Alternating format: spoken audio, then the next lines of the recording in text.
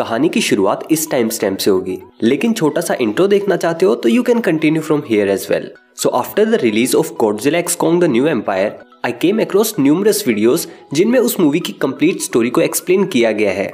Although मैं wait कर रहा था कि मूवी का अच्छा प्रिंट आने के बाद ही वीडियो बनाई जाए, बट सिंस कमेंट्स के अंदर कई रिक्वेस्ट आई कि मैं इस मूवी को कवर करूं, and no offence to any creator, but जो वीडियोस अभी तक इस मूवी को एक्सप्लेन करते हुए आई भी हैं, that is utter nonsense to be honest. ना डिटेल्स, ना कैरेक्टर्स के नाम सही और ना ही प्रॉपरली एक्सप्लेन्ड। सो अगर आपको एक तरीके से मूवी एक्सप्लेन्ड देखनी है and you are unable to go to theatres right now, then ये वीडियो बिल्कुल आपके लिए ही है। तो गाइज, मेरा नाम है दीपक और आज की इस वीडियो में मैं बात करने वाला हूँ Godzilla x Kong the new empire movie की कंप्लीट स्टोरी के बारे में। वैसे हाँ, एक अचीवमेंट के बारे में भी बता देता हूँ। मैंने इस मूवी की एक कंप्लीट स्टोरी प्रेडिक्शन वीडियो भी बनाई थी, which turned out to be almost 80% same as the movie. I am really glad you guys enjoyed that video. So now all that being said, without wasting any more time, let's just jump into it। कहानी की शुरुआत होती है होलो अर्थ से, जहां last time हमने Kong को अकेले रहते हुए देखा था। इट अपीयर्स एज इफ कुछ वुल्व्स उसका पीछा कर रहे हैं, बट डैम आवर कोंग्स इंटेलिजेंट। वो एक्चुअली उन सभी को अपने जाल में फंसाकर शिकार कर रहा था, बट इस बार जब वो इन सभी भेड़ियों को अपने जाल में फंसाता है तो वहां पत्थरों के गिरने की वजह से एक खाई का रास्ता खुल जाता है। अकेला बैठा कोंग अपना नाश्ता बड़ी ही उदासी के साथ खाता हुआ नजर आता है। सीन शिफ्ट होता है और हमें देखने को मिलता है सरफेस वर्ल्ड, जहां पर डॉक्टर इलियन एंड्रूज होलो अर्थ और सरफेस वर्ल्ड के बीच के कनेक्शन के ऊपर एक सेमिनार देती हुई नजर आती हैं।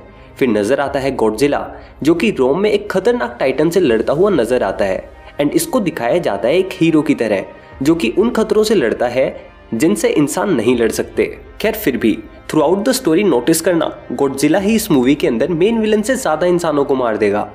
वापस आते हैं मोनार्क में, जहां कोंग के उस शिकार के बाद इनके बेस पर इन्हें होलो अर्थ से रिलेटेड कुछ इंटरेस्टिंग सिग्नल्स मिलने शुरू हुए, जिसे लेकर डॉक्टर इलियन काफी परेशान नजर आ रही थी। इसके बाद हमें नजर आती है डॉक्टर इलियन की एडॉप्टेड बेटी जिया, जो कि ईरी नाम के एक कबीले की इकलौती सर्वाइविंग मेंबर है। ये कबीला हमें कोंग स्कल आइलैंड मूवी के अंदर देखने को मिला था। ये कबीला टाइटन से टेलीपैथिकली कम्युनिकेट कर सकता था, और इस वजह से ऐसा कुछ हो रहा था कि क्लास में बैठे बैठे जिया को कुछ हेलुसिनेशंस दिखने लगते हैं और वो अपनी क्लास डेस्क पर पेंसिल से कुछ मार्क्स बनाना शुरू कर देती है। जब उसकी मदर को ये बात पता लगती है, तब ये रिवील होता है कि वो सिग्नल्स बिल्कुल वैसे ही थे जैसे मोनार्क बेस पर डॉक्टर आइलीन को मिले थे। रात में जिया को अपने रूम के अंदर फिर से वही सब हेलुसिनेशंस होना शुरू हो जाते हैं, और वो रोती हुई अपनी माँ से कहती है कि मुझे ऐसा महसूस हो रहा है जैसे मैं पागल हो रही हूँ। आइलीन से अपनी बेटी की ये हालत देखी नहीं जाती, इसलिए वो मदद मांगने के लिए पहुंचती है बार्नी के पास, वही बंदा जो पिछली गॉडजिला मूवी में हमें एक पॉडकास्ट चलाता हुआ बताया गया था। अब क्योंकि मोनार्क के साइंटिस्ट ओनली फैक्ट्स के ऊपर बेस्ड बातें ही करते हैं, और ये बंदा ही अपनी थ्योरीज की मदद से ये अंदाजा लगा सकता था कि आखिर हो क्या रहा है, तभी आइलीन हेल्प के लिए इसके पास आई। अपनी पुरानी सारी रिसर्च के बेसिस पर ये आइलीन को बताता है कि ये सिग्नल्स ना ही कोंग से और ना ही किसी दूसरे टाइटन के भेजे हुए सिग्नल से मैच कर रहे हैं।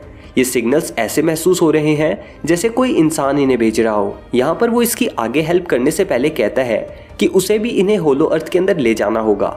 इसी दौरान डॉक्टर आइलीन के पास एक नोटिफिकेशन आता है कि गॉडजिला जाग गया है और वापस किसी रैम्पेज पर निकलने वाला है। इन्हें ऐसा महसूस होता है कि गॉडजिला किसी आने वाले खतरे को भांप चुका है। गॉडजिला हमें कोलोसियम को ही अपना छोटा डॉग हाउस बनाकर वहां लेटा हुआ नजर आता है, और वहां से उठकर वो पूरे शहर को तबाह करता हुआ पानी के रास्ते कहीं निकल जाता है। वहीं कोंग भी हमें होलो अर्थ से निकलकर सरफेस पर आता हुआ दिखाई देता है, जो कि बेसिकली यहाँ मदद मांगने के लिए आया था, क्योंकि उसका एक दांत पूरे तरीके से सड़ चुका था और इस वजह से वो काफी पेन में था। It was the least expected moment कि मैं किसी मॉन्स्टर मूवी के अंदर किसी डेंटिस्ट को कोंग का दांत रिपेयर करते हुए देखूंगा। इसके बाद बार्नी अपनी पुरानी रिसर्च के बेसिस पर बताता है कि ये सिग्नल्स होलो अर्थ से मदद की पुकार के रूप में आ रहे हैं, और कोई ना कोई बड़ा खतरा वहां जल्द ही आने वाला है। वैसे इस खतरे के बारे में मैं वीडियो के लास्ट में जरूर बात करूंगा। I had a really weird realization about it. So रुकना वीडियो के एंड तक। स्टोरी कंप्लीट करने से पहले उस बारे में डिस्कशन पॉसिबल नहीं है, इसलिए वो पार्ट मैंने वीडियो के लास्ट के अंदर रखा है। खैर, मूवी में आगे एक टीम तैयार की जाती है होलो अर्थ के अंदर जाने के लिए, जिसके लिए जिया, आइलीन, वो डेंटिस्ट, बार्नी और एक पायलट यहाँ मौजूद था। कोंग यहाँ से वापस अपने घर की तरफ लौट गया और ये लोग पहुंचे अपने मोनार्क के एक बेस के ऊपर, जिसे किसी ने पूरी तरीके से डिस्ट्रॉय कर दिया था। वहीं दूसरी ओर सरफेस वर्ल्ड पर गॉडजिला किसी अबैंडन्ड एटॉमिक पावर प्लांट में पहुंचकर वहां से रेडिएशन सोखकर खुद को आने वाली जंग के लिए तैयार कर रहा था। वहीं होलो अर्थ में कोंग को उस खाई से कुछ अजीब वाइब्रेशंस महसूस होती हैं जहां पर वो शिकार किया करता था, जिसके बारे में जांच करने के लिए वो भी उसके अंदर चला जाता है और आगे बढ़ते हुए उसे यहाँ पर एक नई जगह के बारे में पता लगता है, एक सबटेरेनियन वर्ल्ड। वहीं पर कोंग को एक छोटा कोंग भी नजर आता है, जिसे वैसे तो इस मूवी के अंदर छोटा कोंग कह के ही बुलाया गया, पर according to more details about the MonsterVerse इस छोटे टाइटन का नाम है सुको। वो कोंग के हाथ बढ़ाने के बाद उसे काट लेता है और तभी दूसरे कई कोंग्स भी उसके ऊपर हमला कर देते हैं, जिन्हें अपना कोंग बड़े ही आराम से हरा भी देता है। कोई वहां मर जाता है और कोई वहां से भागने में कामयाब हो जाता है, पर सुको को कोंग पकड़ लेता है और उसे कहता है कि सुको उसे उनके कबीले तक ले जाए। बेसिकली कोंग भी एप्स प्रजाति का ही एक टाइटन है जो कि सोशल बींग्स होते हैं और अकेला रहने की वजह से वो काफी परेशान हो जाते हैं।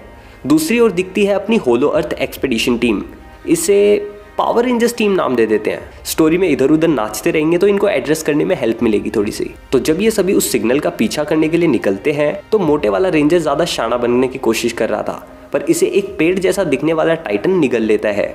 आगे चलकर जिया को अपने कबीले के लोगों जैसे निशान उस जगह पर दिखाई दिए और एक बटरफ्लाई का पीछा करते हुए उसने एक वाटर कैनाल ओपन कर दिया, जिसने उन्हें एक जगह की ओर गाइड किया। और वहां पर मौजूद एक प्रोटेक्टिव लेयर को जब उन लोगों ने हटाया तो उन्हें एक अलग ही दुनिया उसके पीछे दिखाई दी। इसके बाद हम वापस कोंग और सुको को देखते हैं, जहां सुको कोंग को अपने कबीले में ले जाना नहीं चाहता था और धोखे से वो एक नदी के किनारे ले जाकर कोंग को मारने की तरकीब सोचता है, क्योंकि उस नदी में एक बहुत बड़ा टाइटन मौजूद था। पर कोंग उस टाइटन को ठिकाने लगाकर उससे अपनी भूख को मिटा देता है। सुको कोंग की शक्तियों को देखकर ये तो समझ जाता है कि वो कोई आम बंदर नहीं है। यहाँ उन दोनों के बीच थोड़ी बॉन्डिंग होनी भी शुरू हो जाती है, जहाँ कोंग अपने शिकार का कुछ हिस्सा सुको को भी खाने के लिए दे देता है। दूसरी ओर सरफेस पर गॉडजिला और भी पावर्स को कलेक्ट करने के लिए टियामुट नाम के एक टाइटन की लोकेशन पर हमला करता है, क्योंकि वो जगह नेचुरल रीजंस की वजह से ही बहुत ज़्यादा रेडियो एक्टिव थी और गॉडजिला को ज़रूरत थी बहुत सारी रेडिएशंस एब्जॉर्ब करने की। टियामुट अपने घर को बचाने के लिए गॉडजिला से बैटल करता तो है, मगर उसकी एटॉमिक ब्रेथ के सामने वो भी जल्दी ही दम तोड़ देता है। टियामुट को हराने के बाद गॉडजिला उसकी केव में घुसकर वहाँ की सारी रेडिएशंस को एब्जॉर्ब करना शुरू कर देता है। वहीं अपने पावर रेंजर्स होलो अर्थ में एक नए इलाके को खोज निकालते हैं, जहाँ पर एक कबीले के लोग इन पर हमला कर देते हैं।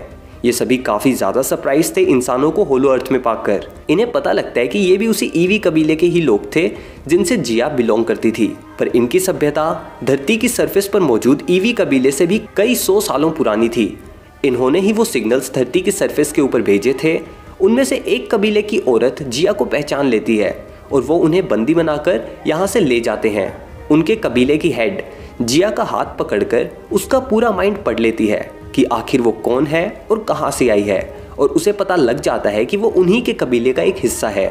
इसी के बाद वो उन्हें उस खतरे के बारे में बताते हैं जिसकी वजह से उन्होंने सरफेस वर्ल्ड के ऊपर सिग्नल भेजा था, जहां उन्हें पता लगता है कि समय की शुरुआत में टाइटन्स को जिम्मेदारी मिली थी प्रकृति को बचाने की और एप्स को हिफाजत करनी थी इंसानों की। पर एक एप इन सभी पर हुकूमत करना चाहता था और उसने सभी एप्स को अपना गुलाम बना लिया था। उसका नाम था स्कार किंग। वो होलो अर्थ पर तो राज करता ही था, पर वो सरफेस वर्ल्ड पर भी अटैक करना चाहता था।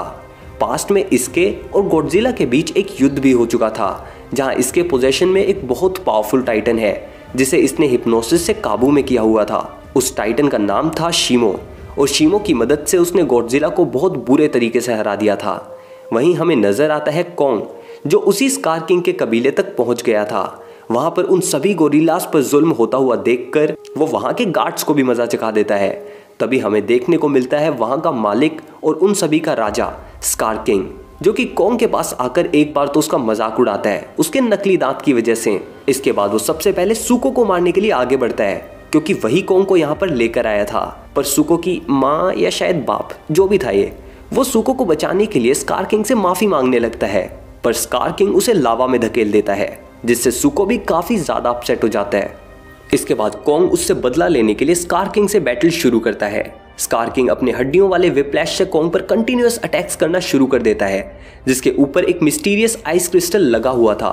कोंग से लड़ते हुए स्कार किंग उसे ओवरपावर तो कर रहा था, पर जल्द ही जब वो अपने आप को कोंग से हारता हुआ देखता है तब वो अपने सीक्रेट वेपन को अनलीश करता है, जहां पता लगता है कि इस लावा की आड़ में उसने एक बहुत पावरफुल टाइटन को कैदी के तौर पर छुपा कर रखा हुआ था।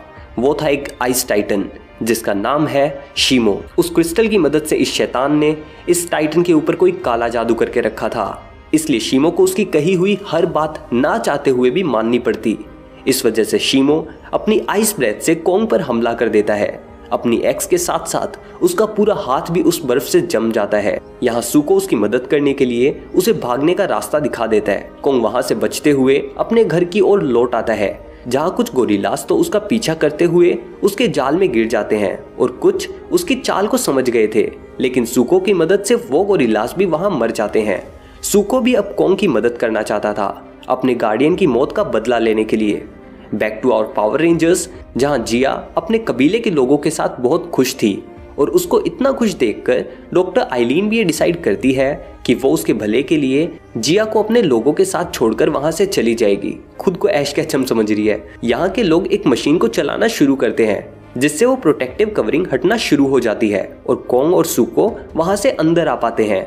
वहीं एक गोरिल्ला उस हमले में बच गया था और वो उनके पीछे पीछे आ गया था और उनकी लोकेशन को देख लेता है और यहाँ से जाकर वो स्कार किंग को इस सब के बारे में जाके बता देता है। स्कार किंग को समझ आ जाता है कि इंसानों के पास से उन्हें सरफेस पर जाने के पोर्टल्स भी मिल जाएंगे और वो कोंग को भी मारने के लिए वहां से शीमो पर सवार होकर हमला करने के लिए निकल जाता है। गॉडजिला भी टियामुट के केव से सभी रेडिएशंस को एब्जॉर्ब करके उसी के कलर के रेडिएशंस एमिट करके अपनी पिंक गॉडजिला वाली फॉर्म को अचीव कर लेता है। वहीं अपने पावर रेंजर्स भी कोंग को उस फ्रोस्ट बाइट से बचाने के लिए वहां मोनार्क के बेस में मौजूद कोंग के लिए एक मेटेलिक आर्म को कोंग की बॉडी के ऊपर इंस्टॉल कर देते हैं विद सम मेडिकेशंस, जिससे कोंग का हाथ पहले से भी बेहतर और काफी इनहेंस हो जाता है। सुको को पता लगता है कि स्कार किंग शीमो पर सवार होकर उन लोगों की तरफ आगे बढ़ रहा था। कोंग जानता था कि वो अकेला शीमो और स्कार किंग की आर्मी को नहीं हरा सकता, इसलिए वो गॉडजिला की मदद लेने के लिए अर्थ की सरफेस के ऊपर पहुंचता है।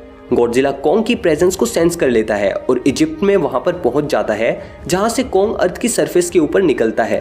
कोंग गॉडजिला को आने वाले खतरे के बारे में बताना चाहता था, पर गॉडजिला उस पर कंटिन्यूअस अटैक्स करता रहता है। वहीं ईवी ट्राइब की ये मान्यता थी कि सरफेस वर्ल्ड का कोई ईवी कबीले का मेंबर ही टाइटन्स की क्वीन मोथरा को डीप स्लीप से जगा सकता है। इसलिए जिया को तैयार किया जाता है मोथरा को जगाने के लिए, जो कि वहां से सरफेस पर पहुंचकर कोंग और गॉडजिला की बैटल को शांत करती है। उधर दूसरी ओर वो एक मैजिकल मटेरियल की मदद से दो पिरामिड्स को जोड़कर सरफेस पर खुलने वाले उस पोर्टल को बंद करना चाहते थे, ताकि स्कार किंग सरफेस वर्ल्ड में ना पहुंच सके। लेकिन तभी स्कार किंग वहां पहुंचकर शीमो की मदद से उस काम को बीच में ही रोक देता है।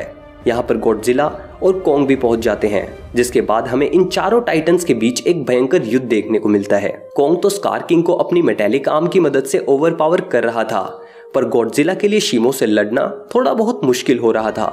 मोथरा भी वहां इनकी मदद के लिए जल्द ही पहुंच जाती है और कुछ देर बाद ही वहां की ग्रेविटी इन्वर्स हो जाती है, जिससे वो सभी जमीन पर गिर जाते हैं और अर्थ की सरफेस की ओर जाने में वो लोग कामयाब हो जाते हैं।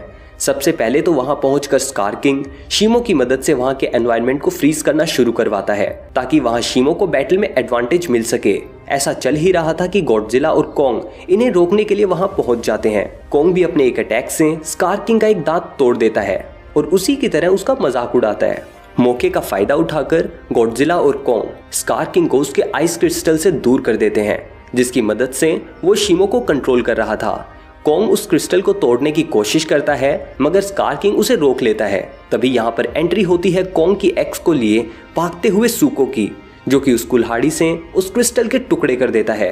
और यहाँ हुए इस धमाके के बाद शीमो अपने ऊपर हुए उस काले जादू से आजाद हो जाता है। गॉडजिला और कोंग स्कार किंग से कैच खेल रहे थे, तभी शीमो कहता है मैं भी खेलूंगा और स्कार किंग को अपनी आइस बीम से जमाकर वहीं ठंडा कर देता है।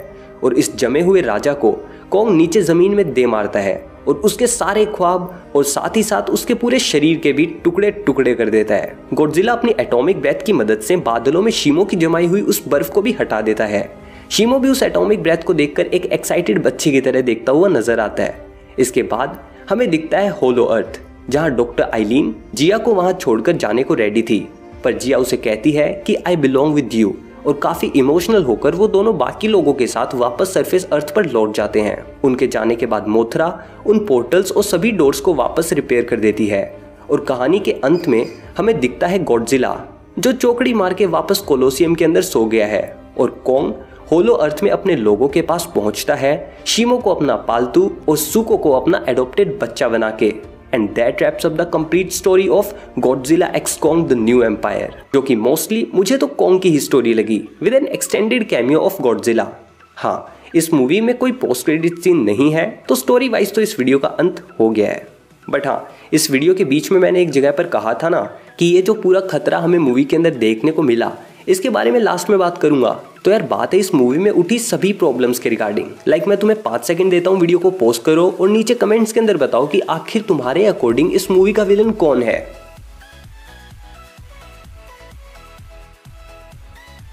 अगर मोनार्क के लोग कोंग को कभी होलो अर्थ में ना छोड़ते तो वो खतरा आता ही नहीं। टाइटन्स के बीच इंसानों की इंटरफेरेंस की वजह से ही कोंग वहां पर पहुंचा। स्कार किंग को उस रास्ते का पता चला जहां से वो धरती की सरफेस के ऊपर आ पाया और इसी वजह से गॉडजिला को बार बार अटैक्स करने पड़े क्योंकि वो स्कार किंग के आने पर होने वाले हमले से बचने की तैयारी कर रहा था। तो असल में रियल वर्ल्ड की तरह ही यहाँ पर भी इंसान ही विलन थे। So with that being said, let's wrap up today's video. I hope you guys enjoyed it and if you did, then be sure to hit that like button. मैं मिलता हूँ आपसे अगली वीडियो में। Until then, be dynamic and don't fear to do what you love. Peace.